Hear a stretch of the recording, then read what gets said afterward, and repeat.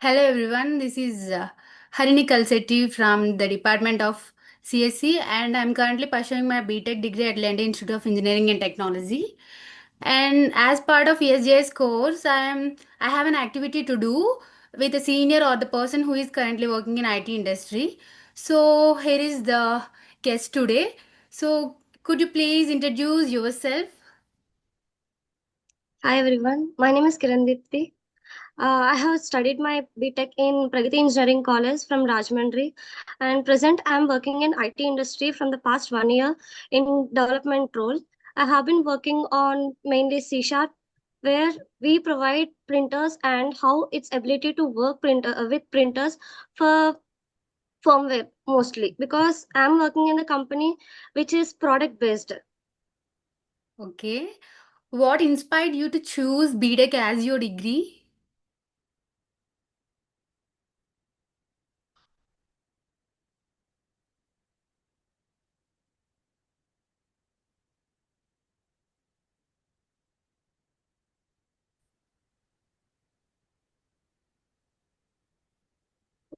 So right from my school, I was so interested in maths and problem solving abilities and all these things. So I thought BTech would be a great option so that I can go to the path where it gives me various options, as we all know. So I was interested in computer science from my inter itself. So I have chosen BTech where I took my course as computer science and engineering. So that's the reason. How did your college experience shape your career in the software industry? So in my college, I think from second year we have been started doing all the courses with respect to coding and all these things, and also we have many labs which enhances our computer and coding skills. So of course our college gave us some hands-on experience for projects and lab experiences where we got to know about all these computers, how they work, and what kind of coding questions we need to answer. And apart from this coding knowledge and theoretical as well as practical knowledge, we have also been interacted to soft skills where our public speaking skills have been improved, which is playing a major role in IT industry, where we need to communicate with people, unknown people mostly, Yeah. regarding our work and everything. So yeah. Did you face any challenges during the interview? Like some of the persons really good at communication, but because of fear or something, they are very stressed to even they know the answer, but they didn't tell at that situation. Did you face such things during the interview? Yeah, I think most of us have that fear to talk with new people when asked us questions. Even I think, but we need not take that till interview. We should not take that till the interview. Even me, in my case, I have stage fear and I don't usually speak with new people at all. So from my second year, BTech second year, I started speaking with people. Like whenever there is some group discussion happening, I am the one who used to speak first, just to overcome my fear. So that helped me to grow faster. Even in my interviews, the best comment that I got from my first interview is that I was very good at speaking, confident, and all those things. And I felt like, okay, what my college has given me is that it gave me confidence to speak in front of people. And we are the one who need to take a stand to support us more than anybody else. So yeah, I think not at the stage of interview, but before interview, I have that fear to face anybody. But we are the ones who need to overcome that to face interviews and give a good presentations or anything. Did you participate any hackathons or presentations which you think that helped in your technical skills or something which is helped to your job? Yeah, when it comes to hackathons, yes, I think from my third year, we used to have hackathon competitions for every 6 months. So before participating in those hackathon competitions, we just used to start coding in public platforms which were free. But hackathon helped us to get some practical coding knowledge because they are something which helps us to input our practical skills in the questions that they are asking. And also, hackathon is not something like that we are going to participate individually, it's a group. So it will help us to gain knowledge from our group members itself. So in that way, it helped us to talk with different new people as a group, how to communicate with them, how to convince our answers, because everybody in the group will be having different answers. So if we are confident with R, it helped me to put my answer first if I am confident with that. So in that way, hackathon helped me. And apart from that, in our college, we used to have some non-technical events as a technical as well as non-technical, which is called as strides. And I participated in that, where I gave some presentation, PPT presentation, and it is completely non-technical. So college is always not about technical, right? Yeah. It includes everything. So in that, I gave a presentation which is basically some eco-friendly uses of something like that. So yeah, as I said before, it is basically improving our communication skills with unknown people, just like a board interview, something like that. Is hackathons or some of the certifications are really add some value to resume? Or having technical knowledge rather than CGPA or certificates is more better? uh, I would suggest, of course, they will add some value to your resume only if you have knowledge on that. See, putting everything in the resume, whatever the certificates that you have, obviously will not help you, because as people say, our sirs or madams say, as resume should be as short as it can be. Only the important things that you are very well known about them, because everything that you put on resume, they would be asking each and everything, even the full stop. Why did you put there? So you must be having pure knowledge on whatever you are putting in that. If you are so sure about what project you have done in that particular hackathon, you can obviously put there. And of course, doing such kind of hackathon events would be really helpful, because you will gain some practical knowledge, and they will get some interviewers who are interviewing you will get some idea that okay, you are not only good at CGP or something, but you are also good at interacting with people, doing something which is practical, something like that. And when it comes to CGPA, I don't say that you need to have 9 CGPA above or something like that. It's completely a pure knowledge.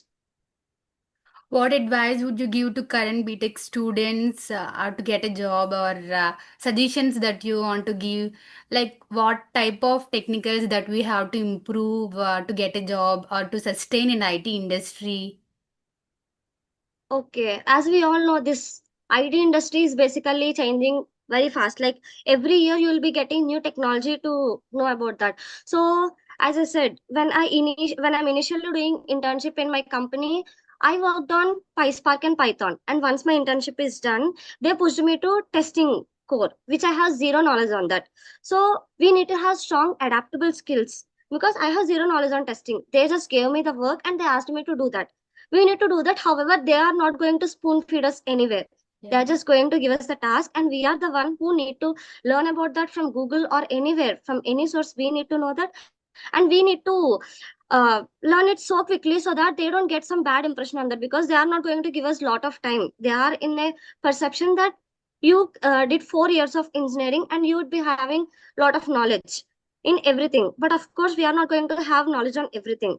So even if we don't know, we can't say no, because it is our chance. Initially, it is our chance to learn everything. Because at this age, I think we will be having the capability to learn anything quickly, to adjust with that. Yeah. So adaptability skills must be there, communication skills must be there to convince your manager or anybody. And yeah, learning must be there. So after testing, they just after 6 months they pushed me through development role, where I need to learn C sharp. In my college days, I am only familiar with Java, C, and Python. C sharp is completely new, but they gave me time. They gave me time and they tested my knowledge in 1 month. What did you learn? This is what they are going to check. They don't uh, allow you to write everything on your own. They just check your capability skills. So this is what they require. So I think these are the skills that you need: communication, adaptability, quick learning skills, and these are fine. Okay. Where do you see yourself in the next 5 years?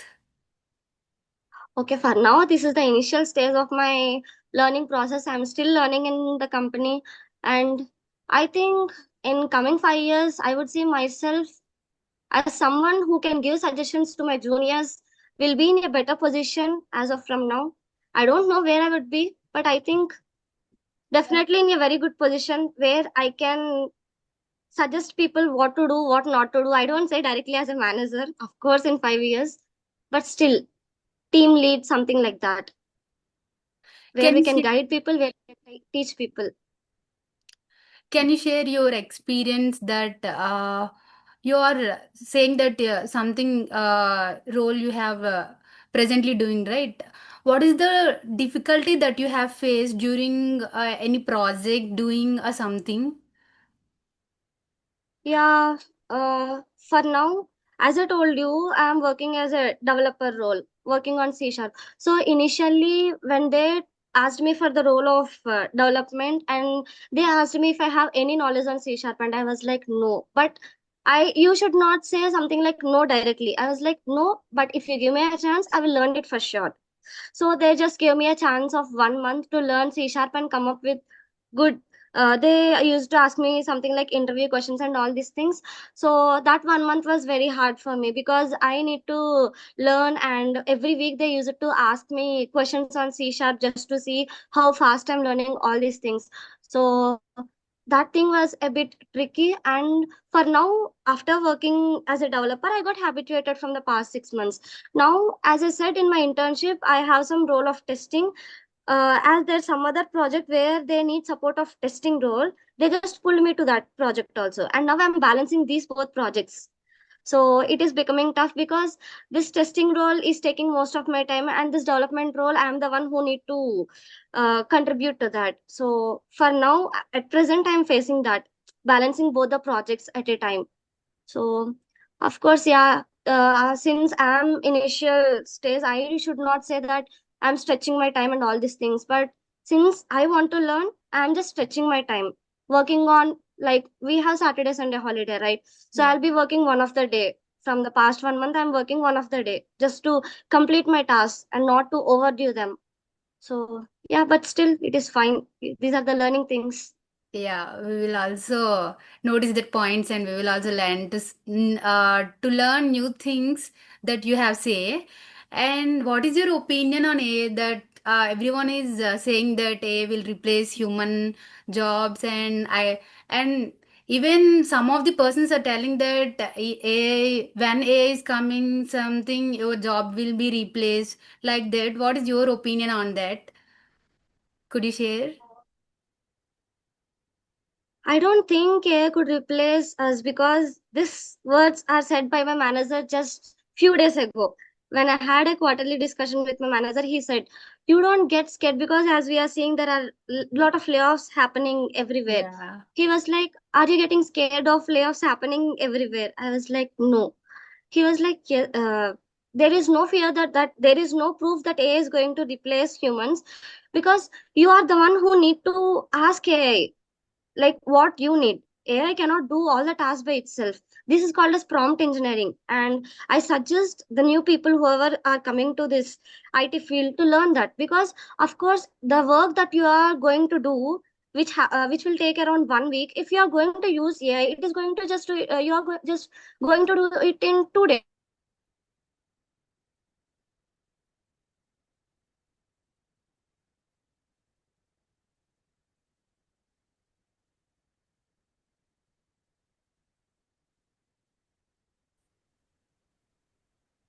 Whether it is going to make any difference in the work that you are doing, all these things, I think you are the one who need to make sure of that.